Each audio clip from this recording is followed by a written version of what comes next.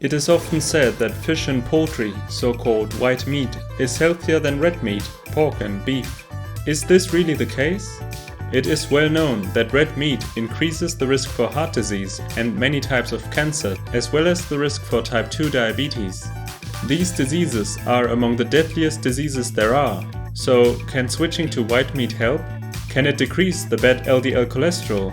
Can it reduce the risk for cancer and type 2 diabetes? Let's find out! Remember to subscribe to our channel. Meat classification. The classification of meat into red and white meat is not well defined. On a biochemical level, there is no meat constituent that can help divide meat up into these two kinds of meat, especially not in terms of its effects on health. Both red and white meat contain saturated fat, cholesterol, heme iron, animal protein, and other substances that are thought to be health damaging. If we look at how much saturated fat and cholesterol, for example, is found in white versus red meat, we can see that chicken can have even more saturated fat and cholesterol than certain cuts of beef and pork. You may count fish and seafood to be a tad different from the others, as they contain long-chain omega-3 fatty acids, which are known to have some beneficial health effects. Then again, contamination levels in fish and seafood are often quite high due to their marine origin. Which is healthier? So, is there any clear advantage of white meat over red meat? No, there is none. For example, switching from red meat to white meat is unlikely to improve your cholesterol levels. Some eat chicken to lose weight, but poultry is the type of meat most strongly associated with weight gain, after correcting for calories. Some may hope to reap some health benefits from eating fish, but fish increases the risk for type 2 diabetes twice as much per serving as red meat. Differences in health outcomes are likely due to confounding factors like reversed causality, health-conscious people eating more white meat instead of white meat improving health, preparation methods, and the degree of processing. Health comparison. The degree of processing and the preparation method of meat products play a major role. The meat being red or white is less important. There is no denying that cooked, unprocessed red meat is better than chicken nuggets, right?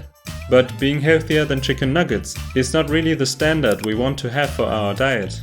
If we want to assess the health effects of different foods, we have to compare them to all other commonly available foods with similar nutrient profiles.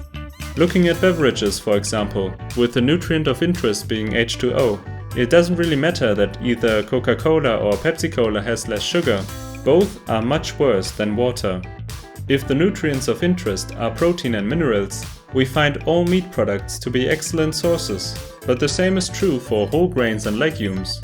So we can compare different meat products all we want. If we don't include whole grains and legumes in our comparison, we might be missing something very important that may impact our health destiny.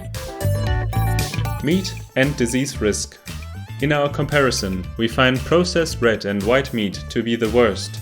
In terms of cancer risk, they are classified to be a class 1A carcinogen by the WHO.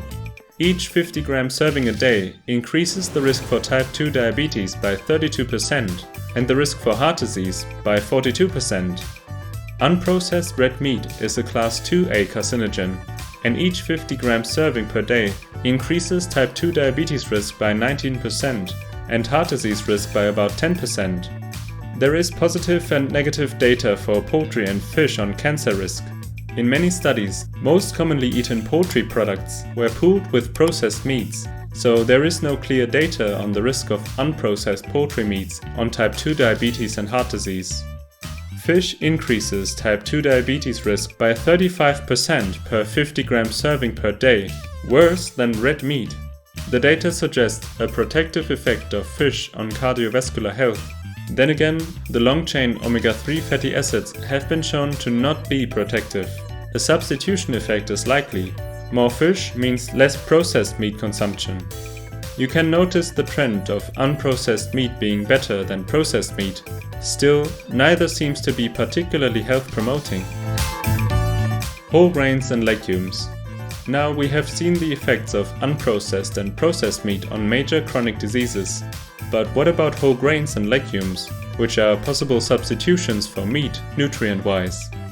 whole grains are associated with an 11% decreased risk for cancer for each 50-gram serving per day, 29% lower type 2 diabetes risk comparing 2 servings per day with less than 1/3 of a serving or less, and a 10% risk reduction for heart disease per 50-gram serving per day.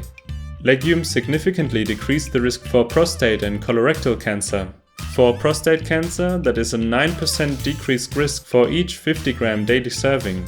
For colorectal cancer, a 47% drop in risk was found for those eating the most legumes versus the least. The available evidence for the effects of legumes on type 2 diabetes is limited. There is a significant finding for tofu, reducing type 2 diabetes risk by about 15% for a 50-gram serving per day. For heart disease, we find a 10% risk reduction comparing the highest to lowest legume intake. In the end, the question is not red versus white meat, but rather all meat products versus whole grains and legumes.